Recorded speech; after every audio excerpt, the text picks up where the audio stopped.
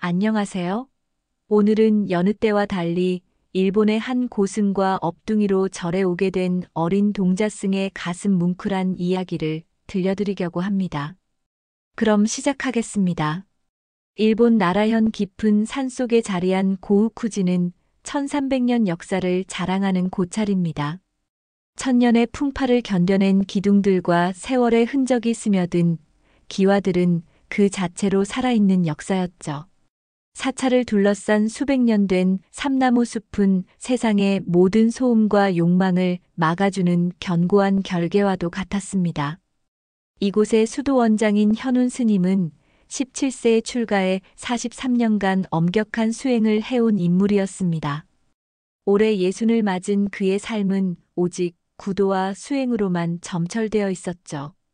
현운의 눈빛은 겨울 하늘처럼 차갑고 깊었으며 그의 목소리는 마른 계곡을 울리는 범종 소리처럼 장엄했습니다. 그가 한번 법문에 들어가면 후배 스님들은 물론이고 산을 찾아온 신도들까지 숨을 죽이고 그의 지혜로운 말씀에 귀를 기울였습니다. 현운에게 있어 수행이란 한치의 오차도 허용되지 않는 완벽한 조각품과도 같았죠. 매일 새벽 4시에 일어나 가장 먼저 법당의 촛불을 밝혔고 한겨울에도 얼음장 같은 물로 몸을 씻으며 흐트러지려는 정신을 다잡았습니다. 그의 공양은 언제나 세 숟가락을 넘지 않았고 그의 걸음은 한치의 흐트러짐 없이 고요했습니다. 그는 번뇌를 완벽하게 제압했다고 믿었습니다. 인간이 가질 수 있는 모든 욕망, 즉 식욕, 수면욕, 명예욕, 심지어는 존재 자체에 대한 욕망까지도 모두 극복했다고 자부했습니다. 그의 마음은 잘 닦인 거울과 같아서 그 어떤 번뇌의 먼지도 앉을 틈이 없다고 여겼죠. 현우는 고우쿠지의 절대적인 규율이었고 살아있는 상징이었습니다. 스님들은 현운을 존경했지만 동시에 두려워했습니다. 그의 눈앞에서는 작은 기침소리 하나 내는 것조차 불경하게 느껴질 정도였으니까요. 그의 존재감은 사찰 전체를 짓누르는 거대한 무게추와도 같았습니다. 그는 자신의 경지가 부처의 경지에 근접했다고 어쩌면 한 걸음만 더 내디디면 완전한 해탈의 세계로 들어설 수 있을 것이라 은밀히 믿고 있었습니다. 그의 오만은 그의 깊은 수행만큼이나 단단하고 높았죠.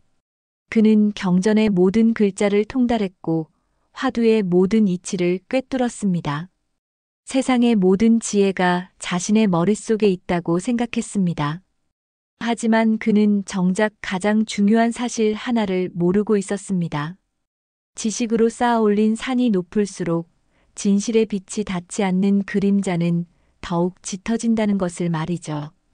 그리고 그 짙은 그림자 속에서 그의 단단한 자아를 뿌리부터 뒤흔들 아주 작고 연약한 존재가 조용히 다가오고 있다는 사실을 말입니다.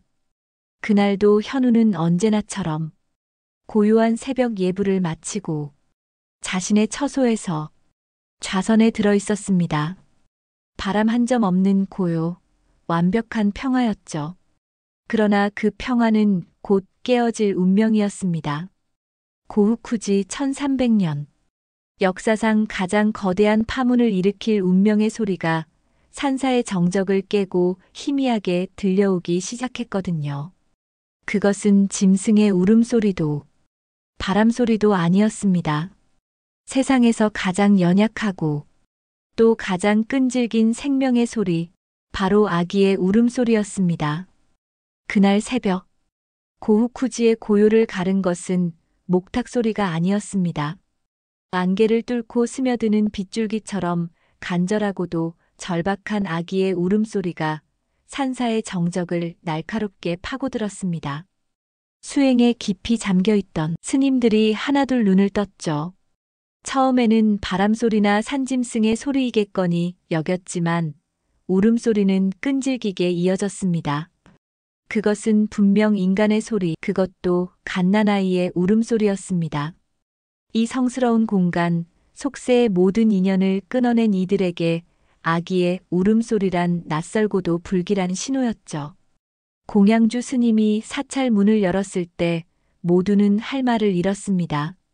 낡은 강보에 쌓인 작은 아이가 대문 앞에 놓여 있었던 것입니다. 밤새 내린 이슬에 강보가 축축이 젖어 있었고 아이의 얼굴은 추위와 배고픔에 파랗게 질려 있었습니다. 아이의 곁에는 작은 나무패 하나만이 덩그러니 놓여 있었습니다. 지혜. 부디 이 아이에게 부처님의 자비를 짧은 글귀는 아이를 버리고 간 어미의 절박한 심정을 대변하는 듯 했습니다. 아이는 제 운명을 아는지 모르는지 자신을 둘러싼 낯선 얼굴들을 보며 더욱 서럽게 울어댔습니다. 스님들은 당황했습니다. 수십 년간 부처님을 모시며 살아왔지만 살아있는 생명, 그것도 부모에게 버려진 어린아이를 마주한 것은 처음이었거든요. 어떻게 해야 할지 몰라 우왕좌왕하는 사이 소식을 들은 수도원장 현운이 모습을 드러냈습니다. 그의 얼굴은 평소와 다름없이 무표정했지만 미간에 잡힌 깊은 주름은 그의 심기가 얼마나 불편한지를 여실히 보여주고 있었습니다. 그는 아이를 차갑게 내려다보았습니다. 그의 눈에 아이는 구원의 대상이 아니라 자신의 완벽한 수행 세계에 떨어진 하나의 오점, 청가심 번뇌 덩어리로 보였죠. 아동보호소에 연락하여 당장 보내라. 현운의 목소리는 얼음장처럼 차가웠습니다. 그의 말에 누구도 이의를 제기하지 못했습니다. 그것이 가장 합리적이고 올바른 판단처럼 보였거든요. 사찰은 아이를 키우는 곳이 아니었습니다. 더군다나 이곳은 남자들만이 머무는 공간이었죠. 젖먹이 아이를 돌볼 수 있는 사람은 아무도 없었습니다. 젊은 스님 하나가 조심스럽게 아이를 안아 들려던 찰나였습니다. 울음을 그치지 않던 아이 지혜가 갑자기 울음을 뚝 그쳤습니다. 그리고는 자신을 차갑게 내려다보는 현운을 향해 파르르 떨리는 작은 손을 뻗었습니다. 마치 무언가를 잡아달라는 듯, 살려달라는 듯 절박한 몸짓이었죠.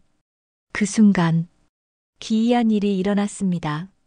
평생을 감정에 동요 없이 살아왔던 현운의 마음속에서 무언가 툭하고 끊어지는 듯한 느낌이 들었습니다. 아이의 눈동자. 티 없이 맑고 깊은 그 눈동자가 자신의 내면 가장 깊은 곳을 꿰뚫어보는 것만 같았습니다. 수십 년간 굳게 닫혀있던 마음의 빗장이 아주 희미하게 삐걱거리는 소리가 들렸습니다. 아이의 눈 속에는 원망도 슬픔도 없었습니다. 오직 살고 싶다는 순수한 생명의 갈망만이 담겨 있었죠. 현우는 자신도 모르게 마른 침을 삼켰습니다. 수도 원장님. 젊은 스님이 어찌할 바를 모르고 현운을 바라보았습니다. 현우는 한동안 아무 말 없이 아이를 응시했습니다. 그의 내면에서는 격렬한 폭풍이 휘몰아치고 있었습니다. 이 아이를 받아들이는 순간 자신의 완벽했던 수행은 끝장입니다. 고우쿠지의 엄격한 규율과 질서는 무너질 것이고 이곳은 더 이상 순수한 구도의 공간이 아니라 속세의 번뇌가 들끓는 탁한 장소로 변모할 것입니다. 하지만 아이를 내치는 순간 저 연약한 생명은 쓰러져 갈지도 모릅니다. 부처님은 살아있는 모든 생명을 구하라 하셨거늘 눈앞의 어린 생명을 외면하고 어찌 해탈을 논할 수 있단 말입니까? 그의 지식과 신념이 정면으로 충돌했습니다. 긴 침묵 끝에 현운이 입을 열었습니다. 그의 목소리는 스스로도 믿기지 않을 만큼 희미하게 떨리고 있었습니다. 거두어라. 그 한마디에 모든 것이 결정되었습니다. 스님들은 놀라움과 안도가 섞인 표정으로 서로를 바라보았습니다. 현우는 아이에게서 시선을 거두고 마치 더러운 것이라도 본 듯 몸을 돌려 자신의 처소로 향했습니다. 그의 등 뒤로 다시 울음을 터뜨리는 아이의 소리가 아니 무언가 새로운 시작을 알리는 듯한 맑은 웃음소리가 희미하게 들려오는 듯 했습니다. 그날 이후 4살 동자승 지혜는 고우쿠지의 새로운 식구가 되었습니다.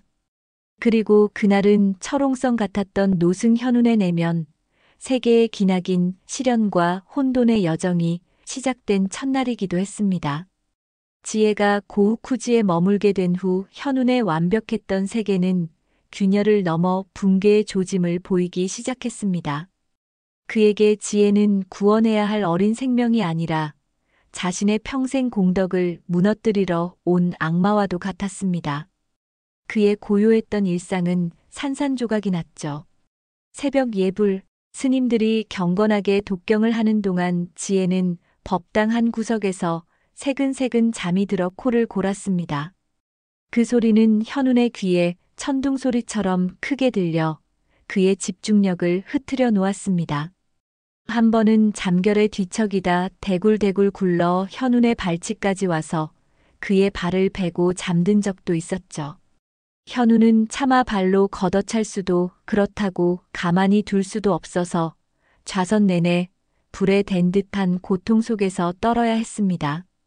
그의 이마에는 식은땀이 흘렀고 입속에서는 분노의 경전이 외워졌습니다. 공양 시간은 더욱 끔찍한 고문이었습니다. 무언 수행이 원칙인 공양간에서 지혜는 유일하게 소리를 내는 존재였습니다. 맛없다며 나무를 뱉어내고 좋아하는 버섯을 더 달라며 때를 썼죠.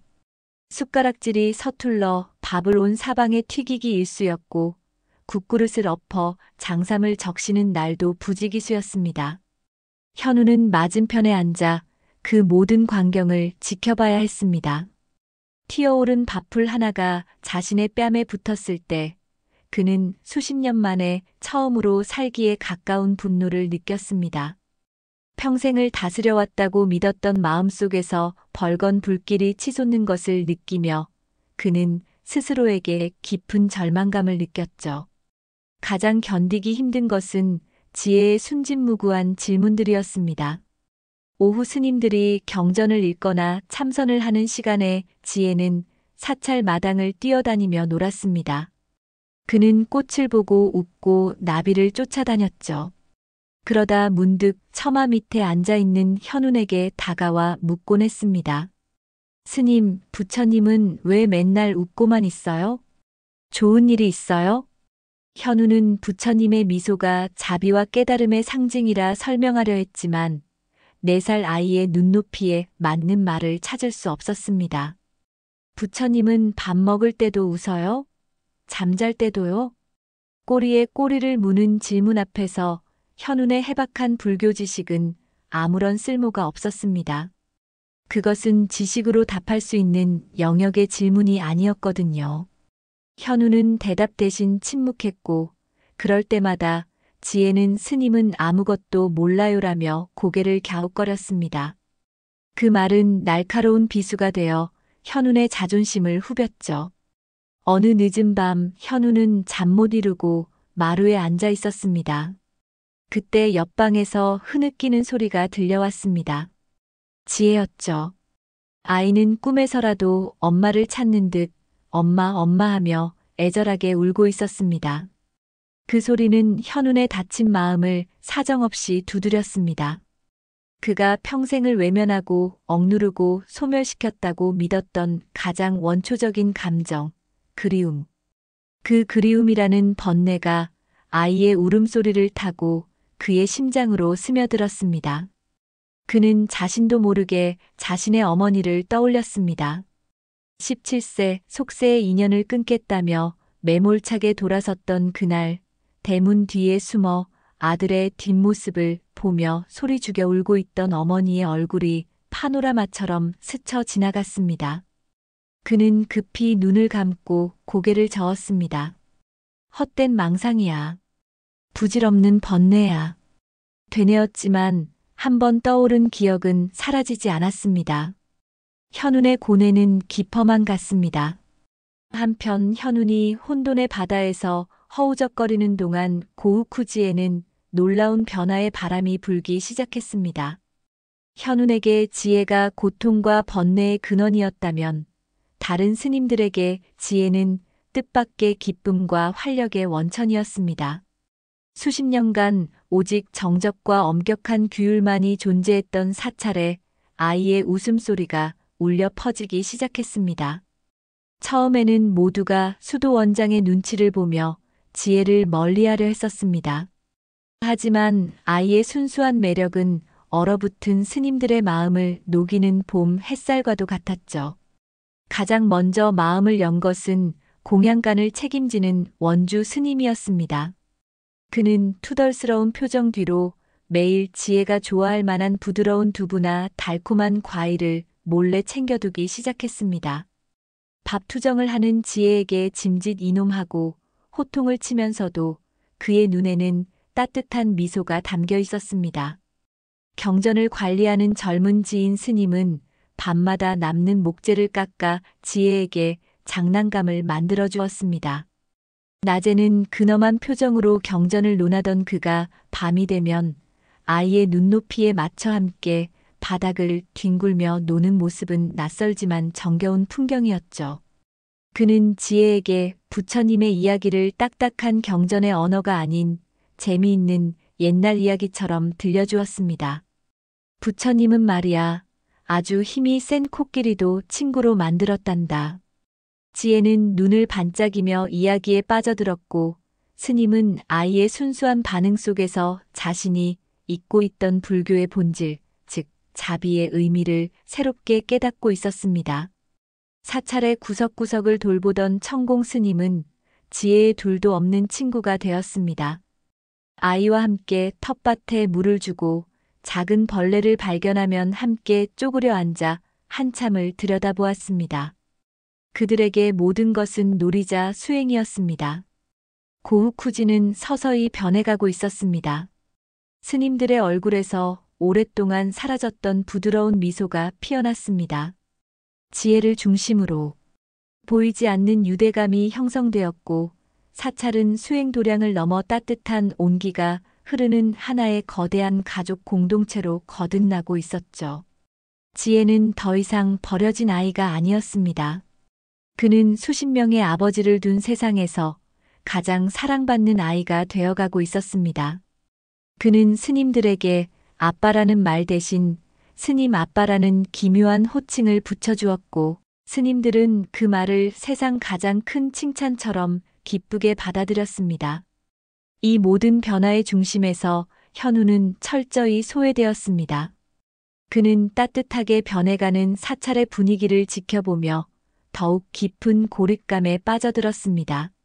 스님들의 얼굴에 떠오른 미소는 그의 눈에 규율의 해이로 보였고 마당에 울려 퍼지는 아이의 웃음소리는 신성한 공간을 더럽히는 소음으로 들렸습니다.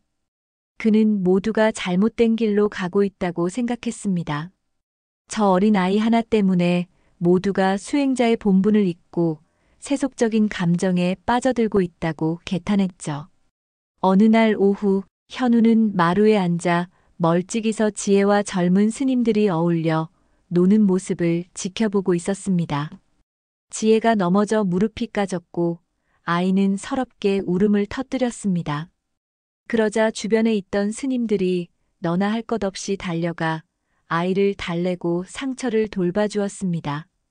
그 모습은 마치 어미 새를 잃은 아기 새를 함께 품는 숲속의 새들처럼 보였습니다. 현우는 그 광경 속에서 자신만이 유일한 이방인임을 모두가 구원의 방주에 올라탔지만 자신만이 홀로 남겨졌음을 처절하게 깨달았습니다. 공동체는 지혜라는 작은 존재를 통해 스스로를 구원하고 치유하고 있었지만 그 공동체의 수장이었던 현우만이 홀로 차가운 섬에 갇혀 있었습니다. 그의 마음속에서는 왜 나만 안 되는가? 무엇이 잘못된 것인가? 라는 의문이 거대한 폭풍처럼 휘몰아치기 시작했습니다. 그는 이 지독한 고통의 근원을 그리고 해결책을 찾아야만 했습니다. 그렇지 않으면 그의 영혼은 영원히 이 고독의 지옥에서 벗어날 수 없을 것 같았습니다. 시간이 흐를수록 현운의 고통은 뼛속까지 스며드는 한기처럼 그를 잠식해 갔습니다. 다른 스님들이 지혜를 통해 잃어버렸던 인간성과 공동체의 온기를 되찾아가는 동안 현우는 정반대의 길을 걸었습니다. 그는 자신이 평생을 바쳐 쌓아 올린 고우쿠지의 엄격한 규율과 수행의 전통이 한낱 4살 아이의 재롱 앞에서 모래성처럼 허물어지고 있다고 확신했습니다. 스님들의 얼굴에 번지는 부드러운 미소는 그에게 수행의 나태함으로 비쳤고 사찰 마당을 채우는 지혜의 웃음소리는 부처님의 법을 모독하는 소음으로 들렸습니다. 그는 이 모든 변화가 잘못된 것이며 자신만이 유일하게 그 진실을 꿰뚫어 보고 있다고 믿었습니다. 그의 눈의 지혜는 고우쿠지를 타락시키기 위해 나타난 마라의 화신과도 같았죠. 그의 고립과 갈등이 최고조에 달한 것은 부처님 성도일이었습니다. 이날만큼은 고우쿠지 역시 산문을 열고 신도들을 맞이하며 가장 성대하고 경건한 의식을 치렀습니다. 현우는 이 의식을 통해 해이해진 사찰의 기강을 바로잡고 스님들에게 수행자 본연의 자세를 다시금 일깨워주고자 했습니다. 그는 평소보다 더욱 엄격하게 의식의 모든 절차를 점검했고 그의 눈빛은 서리발처럼 차가웠습니다. 모든 스님은 그의 기세에 눌려 숨소리조차 조심하며 의식에 임했죠. 법당은 수백 개의 연등과 향불 연기로 가득 찼고 장엄한 범패 소리가 산 전체를 울렸습니다. 현우는 법좌에 앉아 모든 것이 자신의 통제 아래 완벽하게 진행되고 있음에 잠시 안도했습니다. 그러나 그 평화는 오래가지 않았습니다. 문제의 발단은 지혜였습니다. 원주 스님이 잠시 한눈을 판 사이 지혜는 색색의 연등이 신기했던지 법당 안을 아장아장 돌아다니기 시작했습니다. 아이는 신도들이 부처님께 올린 과일 바구니에서 커다란 사과 하나를 슬쩍 꺼내 들고는 의식이 진행 중인 법당 중앙으로 걸어 나왔습니다. 경건했던 분위기는 순간 얼어붙었습니다. 몇몇 신도들이 낮은 웃음을 터뜨렸고 젊은 스님들은 당황하여 어쩔 줄 몰라 했습니다. 현운의 얼굴은 굳어지다 못해 잿빛으로 변했습니다. 수십 년 수행으로 다져진 그의 인내심이 마침내 한계에 다다랐죠. 바로 그때 지혜는 또 한 번 모든 일을 경악하게 하는 행동을 했습니다. 그는 현운이 낭낭한 목소리로 독경하는 것을 흉내내기 시작했습니다. 물론 아이가 경전의 내용을 알리 만무했죠. 나무아미다 부처님 과자 주세요 냠냠. 어울리지 않는 아이의 노랫소리에 결국 참지 못한 신도들 사이에서 폭소가 터져나왔습니다. 애써 웃음을 참던 젊은 스님들의 어깨도 가늘게 떨리기 시작했습니다. 그 순간 현운의 세상은 무너져 내렸습니다. 이것은 단순한 해프닝이 아니었습니다. 자신이 평생을 바쳐 지켜온 모든 것, 부처님의 법과 수행의 존엄성, 그리고 수도원장으로서의 권위가 4살 아이의 장난 하나의 조롱거리로 전락하는 순간이었습니다. 그는 자신을 향해 웃고 있는 모든 사람들을, 그리고 그 중심에 서서 천진하게 사과를 먹고 있는 지혜를 불타는 듯한 눈으로 노려보았습니다. 그의 내면에서 무언가 단단히 부러지는 소리가 났습니다. 이제 더 이상은 참을 수 없어. 이 사찰을, 그리고 나 자신을 바로 세우기 위해서는 근본적인 문제를 뿌리 뽑아야만 해. 그 문제의 핵심은 지혜였습니다. 현운의 마음속에 차가운 결심이 굳어졌습니다. 부처님 성도일의 소동 이후 고우쿠지에는 폭풍전야와 같은 무거운 침묵이 내려앉았습니다. 현우는 며칠 동안 자신의 처소에 칩거하며 누구와도 만나지 않았습니다. 스님들은 수도 원장의 분노가 어디로 향할지 몰라 전전긍긍했고 지혜의 장난을 막지 못했던 원주 스님은 죄책감에 고개를 들지 못했습니다. 모두가 현운이 마침내 지혜를 절에서 내쫓을 것이라 예상했습니다. 그것이 가장 논리적이고 당연한 수순처럼 보였거든요. 그러나 며칠 후 모든 스님을 대웅전으로 소집한 현운의 입에서 나온 말은 모두의 예상을 완전히 뒤엎는 것이었습니다. 그의 목소리는 이전보다 더 낮고 단단했으며 그 안에는 비장함마저 서려 있었습니다. 오늘부터 동자승 지혜의 모든 교육은 내가 직접 맡을 것입니다. 그 한마디에 대웅전 안의 공기가 얼어붙었습니다. 스님들은 자신의 귀를 의심했습니다. 그토록 지혜를 번뇌 덩어리 취급하며 피하던 수도 원장이 직접 아이를 가르치겠다고 나선 것입니다. 몇몇 스님들은 수도 원장이 드디어 마음을 열고 아이를 품기로 결심한 것이라 생각하며 희미한 희망을 품었습니다. 그러나 현운의 다음 말은 그 희망을 산산조각 냈습니다.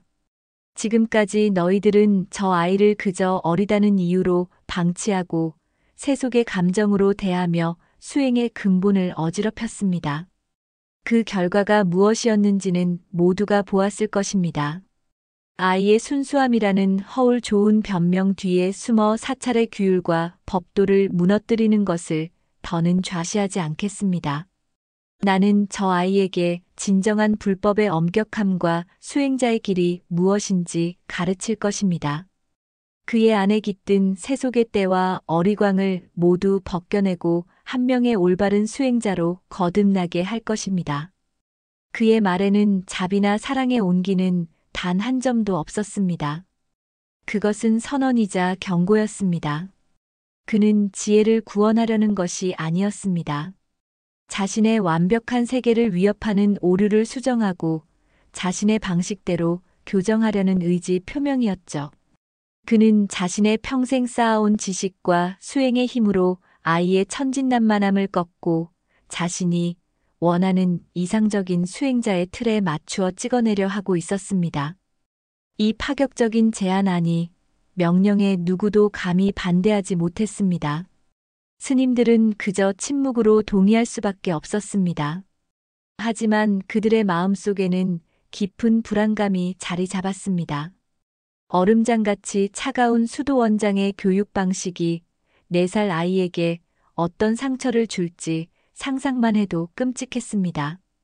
그들은 지혜의 밝은 웃음이 사라지고 주눅든 채 스님의 눈치만 보는 아이의 모습을 떠올리며 가슴 아파했습니다. 하지만 수도 원장의 결정은 절대적이었습니다. 그날 이후 지혜는 다른 스님들과 어울려 노는 대신 하루의 대부분을 현운의 처소에서 보내게 되었습니다. 모두가 사랑했던 아이는 이제 가장 차가운 스승의 손에 맡겨졌습니다. 현운과 지혜, 두 사람만의 길고 외로운 싸움이 시작된 것입니다. 그리고 그 싸움의 결과는 아무도 예상하지 못한 방향으로 흘러갈 예정이었습니다. 현운의 특별교육은 그의 예상과 달리 아니, 어쩌면 모두의 예상대로 시작부터 삐걱거렸습니다. 현운은 자신의 가장 깊은 지식을 총동원해 지혜를 가르치려 했습니다.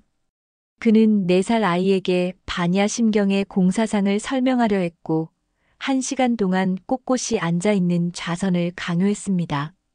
하지만 지혜에게 경전은 재미없는 그림책이었고, 좌선은 조는 시간을 주는 벌칙일 뿐이었습니다. 지혜야, 따라해보거라. 색즉시공, 공즉시색.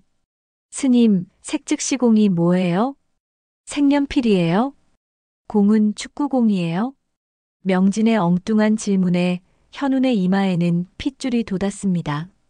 그는 분노를 억누르며 공이란 비어있다는 뜻이며 세상의 모든 것은 실체가 없이 비어있다는 심오한 이치를 설명하려 했습니다. 그러나 지혜는 고개를 갸웃거리며 자신의 작은 주먹을 꼭 쥐어 보였습니다. 스님, 여기 보세요. 내 주먹은 안 비어 있는데요. 여기 안에 땅콩 있어요. 아이의 손바닥에서 나온 것은 어제 원주 스님이 몰래 쥐어준 작은 땅콩 2알이었습니다. 그 순간 현우는 자신의 수십 년 지식이 4살 아이의 땅콩 2알에 무력화되는 것을 느꼈습니다. 그는 아이에게서 땅콩을 빼앗아 창밖으로 던져버렸습니다. 지혜의 눈에 그렁그렁 눈물이 맺혔습니다. 시간이 갈수록 상황은 악화되었습니다. 현우는 점점 더 조급해졌고 그의 목소리는 높아졌습니다. 그는 지혜의 천진함이 자신의 가르침을 거부하는 교활한 저항이라고 생각하기 시작했습니다. 어느 비오는 늦은 오후, 현운의 인내심은 마침내 바닥을 드러냈습니다. 그는 붓을 쥐어주고 지혜에게 마음 심자를 쓰게 했습니다. 하지만 지혜는 붓으로 글씨를 쓰는 대신 먹물을 듬뿍 찍어 화선지에 온통 검은 비를 그렸습니다. 이게 무엇이냐? 현우는 버럭 소리를 질렀습니다. 그의 손이 허공으로 올라갔습니다. 평생 살아있는 생명 하나 해쳐본 적 없는 그의 손이 처음으로 누군가를 향한 폭력의 의지를 담고 떨리고 있었습니다. 지혜는 그 모습에 놀라 딸꾹질을 하면서도 눈물을 뚝뚝 흘리며 그림을 가리켰습니다. 스님, 마음이 비를 맞고 있어요. 추워요. 아이는 현운의 마음을 그리고 있었던 것입니다. 그 말은 날카로운 얼음 송곳이 되어 현운의 심장을 꿰뚫었습니다. 추워요. 아이의 그 한마디가 그의 굳게 닫힌 방어막을 단번에 무너뜨렸습니다. 그는 자신을 보았습니다. 평생을 깨달음이라는 허울 좋은 명분 아래 스스로를 차가운 감옥에 가두고 살아온 늙고 외로운 사내. 지식으로 갑옷을 두르고 규율로 성을 쌓았지만 그 안에서 온기를 잃고 얼어붙어 가던 자신의 초라한 영혼을 말이죠. 그는 지혜를 가르치려 한 것이 아니었습니다. 아이의 순수함과 따뜻함이 부러워 그것을 빼앗고 파괴하여 자신처럼 차갑고 공허한 존재로 만들고 싶었던 것입니다. 아, 현운의 입에서 의미를 알 수 없는 신음이 터져 나왔습니다. 그가 평생을 바쳐 쌓아 올린 지식의 탑, 수행의 공덕, 살아있는 부처라는 명성. 그 모든 것이 한순간에 먼지처럼 흩어지는 것을 느꼈습니다. 그는 더 이상 서 있을 수 없었습니다. 60평생 단 한 번도 누구에게도 굽혀본 적 없던 그의 무릎이 힘없이 꺾이며 깊이 절을 하였습니다. 그는 4살 동자승, 자신이 그토록 미워하고 바꾸려 했던 그 작은 아이 앞에서 처절하게 무너져 내렸습니다. 내가 틀렸어. 내가 전부 틀렸어. 노승은 어린아이처럼 목 놓아 울기 시작했습니다.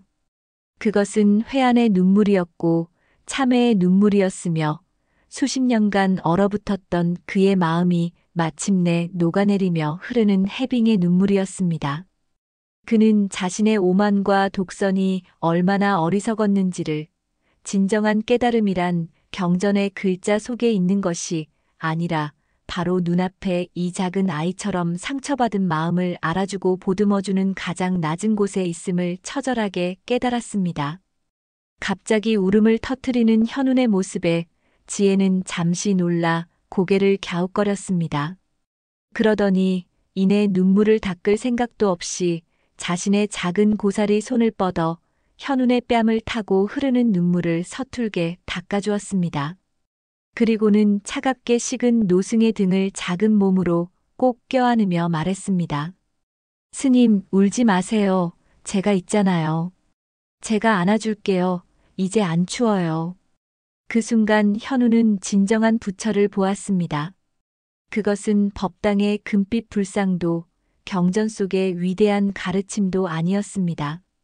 자신의 눈물을 닦아주는 작고 따뜻한 손길, 상처받은 자신을 아무런 조건 없이 품어주는 순수한 마음.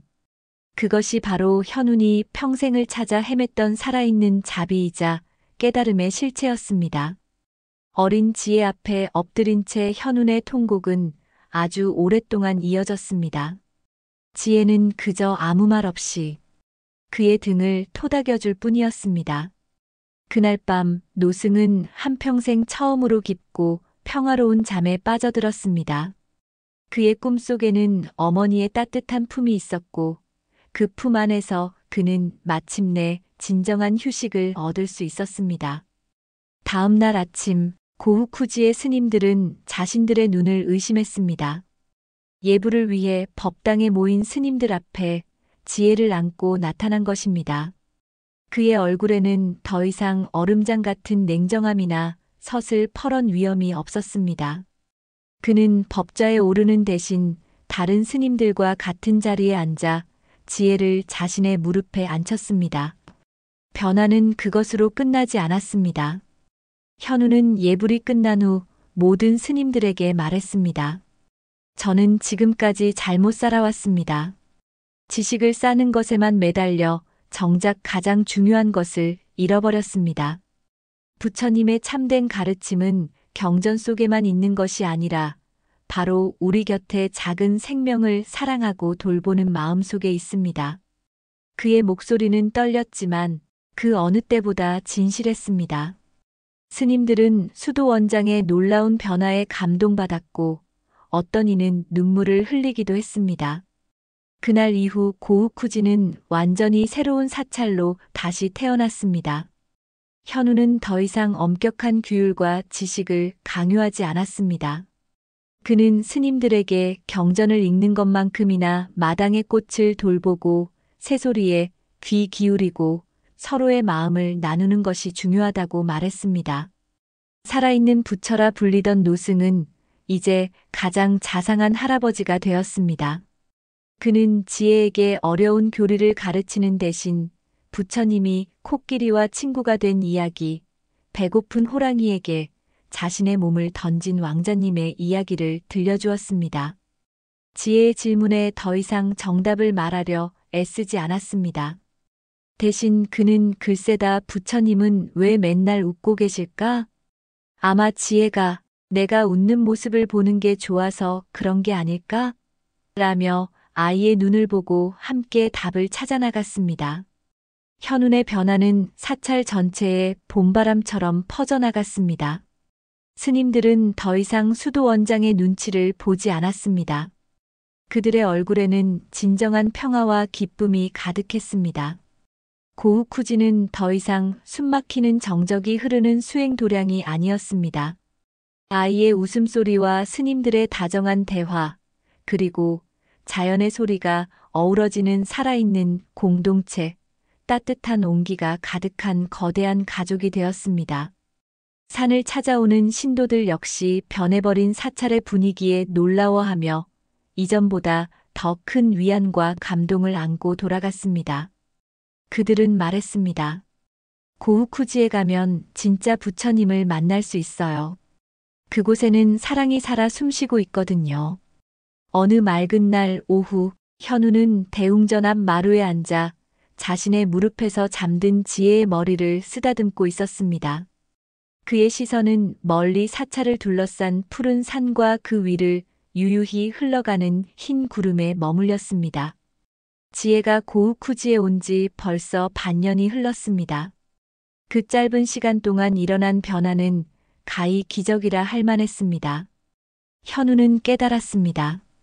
자신이 평생을 바쳐 오르려 했던 깨달음의 정상은 애초에 존재하지 않는 신기루였음을 말이죠. 진정한 깨달음, 진정한 극락은 가장 높은 곳이 아니라 가장 낮은 곳에 모든 것을 버리고 비웠을 때가 아니라 한 생명을 온전히 끌어안고 사랑할 때 비로소 찾아온다는 것을 깨달았습니다. 4살 동자승 지혜는 현운의 공고한 탑을 무너뜨리러 온 악마가 아니었습니다. 그는 굳게 닫힌 노승의 마음에 난 작은 창문이었고 얼어붙은 세상을 녹이는 한 줄기 햇살이었습니다. 그는 현운에게 그리고 고우쿠지의 모든 이들에게 지식 너머의 지혜를, 규율 너머의 사랑을 가르쳐주기 위해 온 작은 부처였습니다. 스님, 지혜가 잠결에 눈을 비비며 일어났습니다. 꿈에서 엄마가 나왔어요. 엄마가 말했어요. 지혜야, 잘 지내고 있구나. 스님 아빠가 잘 돌봐주시는구나 하고요. 현운의 눈가에 따뜻한 눈물이 맺혔습니다. 그래, 지혜야. 엄마가 하늘에서 지혜를 보고 계실 거야. 우리 지혜가 이렇게 밝고 건강하게 자라는 모습을 보시며 얼마나 기뻐하실까. 스님도 제 엄마 같아요. 아니, 할아버지 같기도 하고. 스님 할아버지. 지혜가 고개를 갸웃거리며 말했습니다. 현우는 박장대소했습니다. 한때 살아있는 부처라는 엄숙한 칭호에 집착했던 자신이 이제는 스님 할아버지라는 호칭이 세상 어떤 명예보다 소중하게 느껴졌습니다. 그때 원주 스님이 다가왔습니다. 수도 원장님, 오늘도 많은 신도분들이 오셨습니다. 지혜 보러 오신 분들이 대부분이에요. 아이들을 데리고 오신 가족들도 많고요. 실제로 요즘 고우쿠지는 아이 부처가 있는 절로 소문이 나 있었습니다. 지혜의 순수한 모습과 현운의 변화된 법문을 보러 오는 이들이 날마다 늘어나고 있었습니다. 특히 아이를 둔 부모들이 많이 찾아왔죠. 좋습니다. 모두 환영해 드리죠. 지혜야, 오늘도 친구들이 많이 올 것 같은데 함께 놀 준비 됐니? 네. 어제 천공 스님이 만들어준 장난감도 보여줄 거예요. 지혜는 신나게 뛰어가며 다른 스님들을 찾아 나섰습니다. 현우는 그 모습을 흐뭇하게 바라보며 일어났습니다. 오후가 되자 정말 많은 가족들이 찾아왔습니다. 아이들은 지혜와 함께 뛰어놀았고 부모들은 현운의 법문을 들으며 깊은 감동을 받았습니다. 수도 원장님, 어떻게 하면 우리 아이를 지혜처럼 순수하게 키울 수 있을까요? 한 어머니가 질문했습니다. 현우는 미소를 지으며 답했습니다. 특별한 방법이 있는 게 아닙니다. 그저 아이의 눈높이에서 아이의 마음으로 바라보는 것이죠. 아이들은 이미 완벽한 부처입니다. 우리 어른들이 그들로부터 배워야 할 것들이 더 많습니다. 하지만 아이들은 말썽도 많이 부리고 그것도 아이들의 순수함의 일부입니다. 현운이 지혜와 놀고 있는 아이들을 가리켰습니다. 보세요. 저 아이들이 다투다가도 금세 화해하고 함께 웃는 모습을 그들은 미워할 줄을 모릅니다. 원망을 품을 줄도 모르고요. 우리가 잃어버린 가장 소중한 마음입니다. 한 아버지가 손을 들었습니다. 그렇다면 수행이란 무엇입니까? 지금까지 저는 수행이란 욕심을 버리고 감정을 억누르는 것이라고 생각했는데, 현우는 잠시 생각에 잠겼다가 대답했습니다. 저도 그렇게 생각했습니다. 60년을 그렇게 살아왔죠. 하지만 지혜를 만나고 깨달았습니다. 진정한 수행은 버리는 것이 아니라 받아들이는 것, 막는 것이 아니라 흘려보내는 것, 높아지는 것이 아니라 낮아지는 것입니다. 그 말씀은 사랑입니다. 현운이 단호하게 말했습니다. 모든 생명을 있는 그대로 사랑하는 것. 그것이 부처님의 가르침의 핵심입니다. 지식이 아무리 많아도 수행이 아무리 깊어도 사랑이 없으면 모든 것이 헛된 것입니다. 그때 지혜가 뛰어와서 현운의 손을 잡았습니다. 스님 할아버지, 친구들이 저랑 숨바꼭질 하자고 해요. 같이 해요. 이 늙은 할아버지가 숨바꼭질을 현운이 웃으며 물었습니다. 네. 스님 할아버지는 술래예요. 지혜가 다른 아이들과 함께 깔깔 웃으며 말했습니다.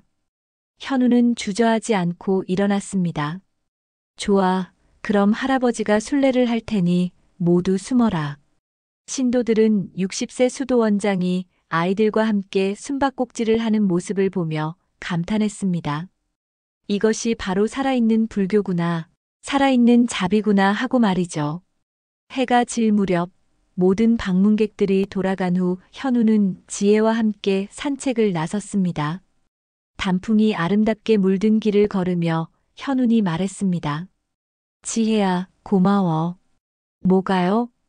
할아버지에게 진짜 중요한 걸 가르쳐줘서 말이야. 할아버지는 지혜 덕분에 진짜 행복이 뭔지 알게 됐어. 지혜가 현운의 손을 꼭 잡으며 말했습니다. 저도 스님 할아버지 만나서 정말 행복해요.